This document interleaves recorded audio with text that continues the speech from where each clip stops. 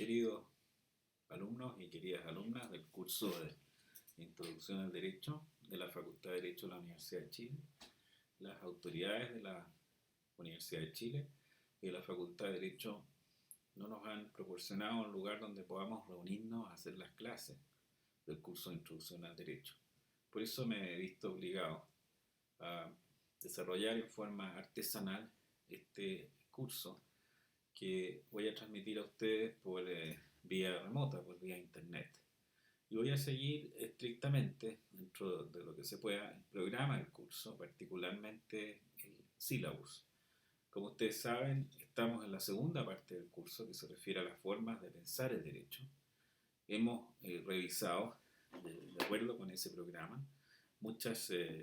formas de pensar, diferentes que han existido en la universidad. Y hemos, por ejemplo, analizado en qué consiste el justnaturalismo y el positivismo, también los supuestos básicos de la ciencia del derecho, la dogmática jurídica en sus tres manifestaciones desde Bolonia, desde, en fin, ese momento en la universidad medieval en que surge el de la codificación y el momento en que estamos ahora, el de la poscodificación. Y hemos analizado también otras formas de pensar el derecho, como el análisis histórico, la escuela de Gonzavigny, el análisis sociológico, que lo hicimos revisando el texto de Treves. El ayudante Juan José López explicó las cuestiones que tenían que ver con el planteamiento de Habermas y de Luhmann, y también hemos analizado la cuestión del análisis literario del derecho que puso en la última clase que pudimos tener con una cierta normalidad la ayudante Emilia Jocelyn Holt. De acuerdo con ese programa y revisando el análisis del curso, luego del análisis filosófico del derecho, que es precisamente lo que hicimos en la última clase, donde miramos el texto de Jorge Millas y algunos otros trabajos, corresponde que expliquemos en qué consiste esto del realismo jurídico. El realismo jurídico es una escuela de pensamiento que ha tenido expresión en dos momentos históricos en dos países diversos y que ha sido enormemente influyente y que surge por una situación, un determinado contexto histórico. El realismo jurídico surge inicialmente alrededor de los años 30, a partir en verdad de la crisis financiera y económica del año 30, como parte de un gran movimiento de profesores y de funcionarios públicos que adhieren a la administración del presidente Roosevelt. El presidente Roosevelt quiere enfrentar la crisis económica del año 29 y 30, y entonces desarrolla una serie de medidas que consisten en hacer crecer el aparato paraestatal, dictar normas en materias laborales, en materias de comercio, en materias financieras, que implicaban un control de la propiedad y de las reglas contractuales, particularmente en materia laboral. Y esas normas fueron en verdad, fueron declaradas inconstitucionales, muchas veces por la Corte Suprema, la Corte de Apelaciones, en virtud de una concepción que podríamos llamar formalista, clásica, del contrato y la propiedad. Y entonces se produjo una enorme discrepancia que en primer término podríamos decir fue política entre el presidente Roosevelt y este intento de reaccionar frente a la crisis económica y los rigores, los límites que imponía un derecho que era más bien un derecho de corte decimonónico tradicional que afirmaba principios liberales clásicos. Y ese momento de contradicción, esa tensión, llegó a tal nivel que es famoso el momento en que el presidente Roosevelt se enfrenta directamente a la Corte Suprema Americana Y en ese enfrentamiento, el presidente anuncia que si la Corte Suprema no cambia el criterio con el cual ha resuelto hasta ahora los casos que tienen que ver con estas nuevas normas que surgen del aparato administrativo paraestatal que él ha creado, va a nominar 9 jueces adicionales que van a obviamente cambiar enteramente el criterio que ha tenido hasta ese momento la Corte Suprema Americana. Entonces, el presidente Roosevelt tiene un enfrentamiento desde lo que podríamos llamar un derecho nuevo, un derecho construido para enfrentar la crisis, a lo que es el pensamiento más tradicional, más clásico que representaban los tribunales y que no se resuelve propiamente en los tribunales, sino que se produce una aceptación por parte de la Corte de estas normas nuevas, pero surge la pregunta acerca de, bueno, si el derecho está tan influido por cuestiones políticas y por cuestiones económicas, ¿en qué consisten estos principios, esta lógica jurídica que se ha venido instalando desde, en fin, la época medieval, desde el siglo XIX, como principios jurídicos que en verdad informan el derecho, que le dan una cierta estabilidad? Entonces, ante esa cuestión, que es primero, como decía yo, una cuestión de orden político, surge una explicación que es luego intelectual, académica, y que plantea que en verdad lo que hacen los jueces no está guiado por estos principios dogmáticos, estas reglas que surgen de las decisiones de apelación o de la Corte Suprema, sino que más bien los tribunales van de manera tentativa construyendo ciertas decisiones a las que se amarran y se vinculan por la regla del precedente. Y que esa forma de resolver no se diferencia mucho, aunque tiene ciertas particularidades, de lo que hace una agencia estatal, de lo que hace un ente administrativo, como son los que ha justamente construido el presidente Roosevelt para enfrentar la crisis. Perdón. Entonces, en ese panorama, en ese escenario, en ese contexto, hay un jurista muy famoso que expresa uno de los postulados básicos del realismo jurídico, que es el juez Oliver Wendell Holmes, y que señala que en verdad el derecho no responde a principios lógicos, sino que el derecho evoluciona de acuerdo con la experiencia humana. La frase que expresa Holmes, que es muy famosa, dice: la vida del derecho no ha sido la lógica, sino la experiencia. Y yo llamo la atención con el sentido de esta frase, que no significa que el derecho no sea lógico y solo experiencia, sino que la vida del derecho, es decir, la evolución, el desarrollo del derecho, responde a una lógica de experimental, de ensayo y error, que responde un poco a las necesidades de la época, de cada época. Esa frase es tan famosa que está grabada en el edificio de la Facultad de Derecho de la Universidad de Yale, en uno de los, digamos, en uno de los principales arcos de esta obra arquitectónica, y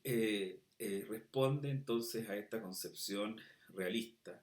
Realista porque no es formal, no es lógica formal, no está constituida por principios jurídicos que se encuentran en los textos, en los códigos, en las leyes o en las opiniones de los jueces principales, sino que tienen este carácter tentativo, este carácter de ensayo y error. Ahora, el, el realismo jurídico tiene dos vertientes, como lo señala por lo demás, como lo señala y lo anuncia en cierto modo el texto de Alf Ross. Una vertiente es psicológica, porque si no encontramos en los libros de derecho, en el pensamiento autónomo que se instala desde Bolonia y durante el siglo XIX, cuál es la lógica profunda del derecho en esos textos, en esas reglas, en esos principios, tenemos que encontrar otro método para descubrir en qué consiste la cuestión jurídica propiamente tal. Entonces los realistas se mueven hacia lo que podríamos llamar una consideración de cuestiones psicológicas, hacia el pensamiento de los jueces. Y es en ese contexto que hay un famoso texto de otro realista que se llama Jerome Frank, que escribe un texto que se llama Mind, en el sentido de explicar entonces con categorías psicológicas cómo es que los jueces norteamericanos resuelven las cuestiones que les atañen. Y en esta misma orientación hay un famoso jurista, un profesor que se llamaba Thurman Arnold, que escribe dos libros famosos también como representante de esta escuela realista. Uno se llama El folclore del capitalismo y el otro Los símbolos del gobierno, The Folklore of Capitalism and Symbols of Government, que expresan la idea de utilizar métodos científicos no jurídicos para explicar las resoluciones de los tribunales particularmente o de cuestiones jurídicas. Arnold era famoso porque era capaz de anticipar las decisiones de la Corte Suprema tomando en consideración materias o doctrinas que no eran jurídicas, sino que simplemente por el perfil, lo que habían sido los jueces, donde habían estudiado, y era capaz de anticiparlo con un grado muy grande de certidumbre. Hay otro autor como Rodel, que tiene un trabajo famoso acerca de los abogados, en que es muy crítico y que responde en cierto modo a esa idea de los abogados como personas que buscan el poder, que sirven el poder, que no son en verdad útiles a la sociedad, que se expresa por primera vez, y lo hemos visto en el curso, en el famoso discurso del procurador de Austria, Julius von Kirchmann. El realismo entonces tiene esta vertiente psicológica, esta vertiente que trata de meterse en la mente de los jueces para ver cómo ellos resuelven. Pero también hay en el realismo una expresión sociológica, es decir, utilizar los métodos de la sociología para encontrar en el pensamiento acerca del derecho ciertas categorías sociales más generales, culturales, que puedan en verdad dar cuenta y explicar en qué consiste esta cuestión de la resolución de asuntos jurídicos. El realismo ha sido muy influyente, ha sido un ataque consistente contra lo que se denomina el formalismo, es decir, pensar el derecho como categorías formales, ideales que se obtienen individualmente. El realismo jurídico en el fondo abre el derecho hacia lo que es interdisciplinario, hacia lo que es la economía, la sociología, la psicología, porque en el derecho mismo no habría para el pensamiento realista una lógica autónoma, un análisis de principios y normas jurídicas, de reglas que sean en verdad justificados por sí solos. Entonces, desde ese punto de vista, el realismo jurídico tiene una especie de influencia más allá de lo que de lo que son sus propios postulados, porque todas las formas de pensar el derecho, como el análisis económico del derecho, el análisis literario del derecho, el análisis crítico del derecho, el análisis, en fin, el análisis feminista del derecho, se instalan sobre esta base central que proporciona el realismo de que no hay en el análisis dogmático, en la ciencia del derecho, un pensamiento autónomo propio que podamos identificar como una concepción especializada jurídica, una dogmática, una ciencia del derecho que tenga una categoría racional o científica. El realismo ahora ha tenido también una segunda vertiente que podemos encontrar en los países escandinavos y que en cierto modo es diversa a la que explicábamos antes, porque no se presenta como una alternativa frente a un formalismo fundado en los precedentes judiciales, como es el caso de ese realismo que surgió en los años 30 en Estados Unidos, sino que más bien es una alternativa al pensamiento de Kelsen, a la teoría pura del derecho, a la idea que el derecho son normas y que la validez, particularmente la validez, la existencia del derecho, se presenta o se da simplemente en un mundo ideal. Y en ese sentido, hay dos autores, digamos, uno de ellos estudió con Kelsen, tuvo una vinculación académica con Kelsen, Alf Ross, explican entonces el concepto de derecho, particularmente la idea de validez del derecho, la existencia del derecho como muy vinculada a su vigencia, es decir, el derecho debe tener una expresión sociológica, empírica, comprobable, y no puede ser comprendido en términos solamente ideales, como un producto de la mente, como algo que en verdad corresponde a un análisis particular de la clase de los juristas, sino que hay una realidad que lo sustenta, una realidad fáctica que lo sustenta, y eso es en parte lo que expresa el texto que ustedes tienen disponible en el, entre los materiales, porque si ustedes se fijan, el, el, el texto sobre el derecho y la justicia de Alf Ross tiene una concepción acerca del derecho que piensa el derecho como vinculado primero a la fuerza, también a ciertas normas de competencia, pero fundamentalmente hay respaldando el derecho una estructura institucional en la que se destaca el Estado. Hay organizaciones privadas que le dan sustento, que tienen una base sociológica, el derecho internacional, y hay un ambiente en el cual, un ambiente social determinado, en el cual el derecho viene a expresarse, el derecho no cabe en el vacío y no está solamente en la cabeza de los juristas, sino que tiene una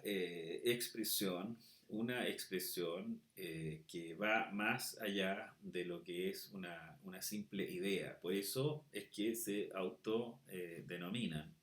por eso es que se autodenominan como realistas, ¿ah? Realistas, y entonces ven en la existencia del derecho un factor que incluye una cierta vigencia, una existencia sociológica del derecho. Eh, Ross, ustedes pueden verlo en la, eh, en la crítica que le hace a Kelsen en las páginas 64 y 65,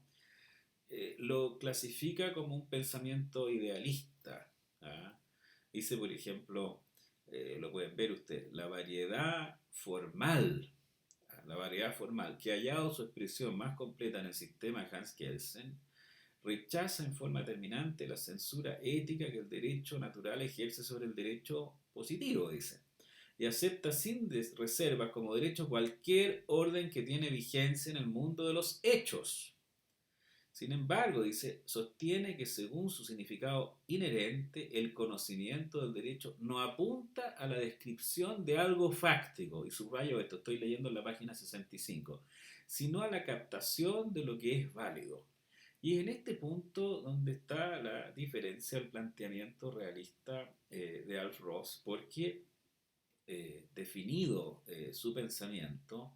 como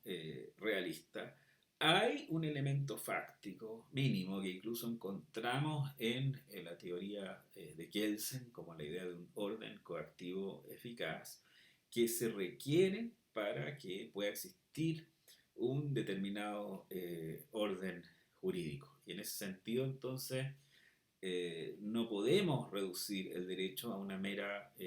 categoría formal, sino que necesitamos de una realidad social, de un entramado institucional que sostiene el derecho y que es capaz entonces de darle sustento. Y por eso esa realidad es que estos autores en verdad se autodenominan o se denominan como realistas o partidarios del realismo jurídico. Son diferentes sus concepciones, si uno las analiza, tienen una lógica distinta a lo que podríamos llamar la escuela, una lógica y un contexto distinto. Digamos, el realismo norteamericano surge en un contexto político determinado, en lo que es el nuevo derecho que se instala en el estado de bienestar, en el New Deal que construye Roosevelt para enfrentar la crisis, y en todos estos abogados jóvenes que se van a trabajar a este gobierno, que es un gobierno de izquierda, que enfrenta lo que podría ser una clase de juristas tradicionales, más antigua, más liberal de pensamiento, y en cambio en el realismo jurídico escandinavo estamos en una cuestión de escuela, es decir, se trata de una cuestión meramente académica, en un pensamiento acerca de cuál será la mejor forma de analizar o concebir el orden jurídico y la relación particular que hay entre la efectividad del derecho, es decir, el derecho que funciona en un país determinado, y sus normas y su validez. No hay, en el caso de Alf Ross ni de Oliver Crona, Alf Ross, bueno, el libro de él más famoso, el que ustedes tienen los apuntes sobre el derecho a la justicia, y Oliver Crona tiene un libro que se llama El derecho como hecho. Lo que hacen es que le dan una categoría equivalente a la cuestión fáctica del derecho, a la existencia del derecho, por sobre la preferencia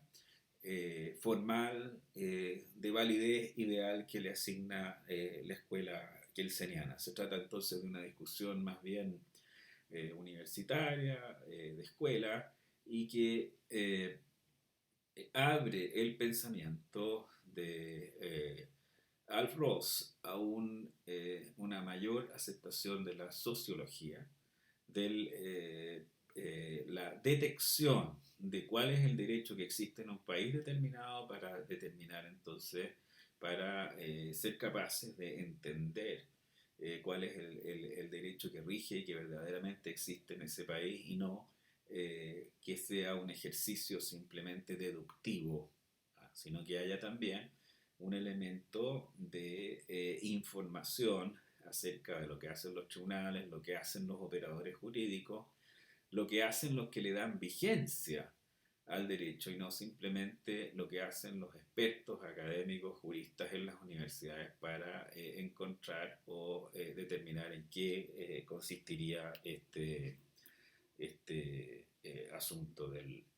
derecho. Ahora, yo creo que aquí están explicadas las cuestiones principales acerca del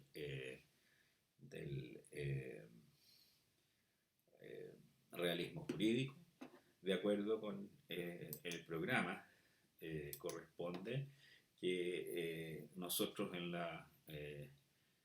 próxima sesión expliquemos en qué consiste el análisis crítico del derecho, que lo haremos en términos semejantes a esto, y para eso, tal como se ha planteado en el programa del curso, ustedes tienen que leer el texto de Unger y el capítulo cuarto del texto de Unger, que es un libro famoso, Conocimiento y Política, Knowledge and Politics, y este texto matriz que nos ha servido en el curso para irnos orientando, que es el texto pensar el derecho que nos ha servido para ir encontrando las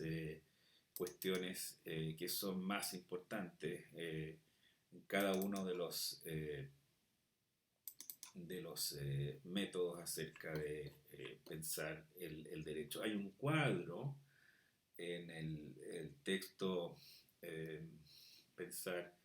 el derecho que ustedes lo pueden ver. Estoy en este momento buscando ese cuadro, ¿no? Que está precisamente referido a la cuestión del el realismo jurídico. Está en la página 695 y en ese cuadro se explican las principales ideas acerca del realismo jurídico junto con las cuestiones que decimos en el, en el, en el texto, en el texto acerca del realismo, que son una especie de resumen de lo que eh, acabamos de plantearle, en el sentido de que hay una dispersión metodológica que se inicia con el realismo y que se trata, como decimos en la página 694, de un conjunto de doctrinas que buscan pensar el derecho sin referencia a reglas o normas. Y como se expresa en el cuadro de la página de la página 695 se dan las principales referencias acerca del realismo jurídico norteamericano y del escandinavo, entendiendo entonces sus principales cuestiones y contextos y también los valores que son propios en términos de sus generalizaciones, ejemplos y los modelos objetivos, los principales libros. Hay un texto final, con esto termino, que es escrito por Carl Llewellyn, que se llama The Bramble Bush, el derecho como un arbusto espinudo, es decir, como una mezcla eh, eh, de ramas y espinas, dolores, es decir, ahí está la coerción del derecho, que es un texto muy famoso, y el otro es de Benjamín Cardoso, La naturaleza del proceso judicial, en que en verdad explica las etapas del juicio de una manera muy simplificada y con esta concepción realista a la que nos hemos hecho referencia. Nos vemos entonces en la próxima sesión, en la cual, siguiendo el sílabus, hablaremos acerca del análisis crítico del derecho. Muchas gracias.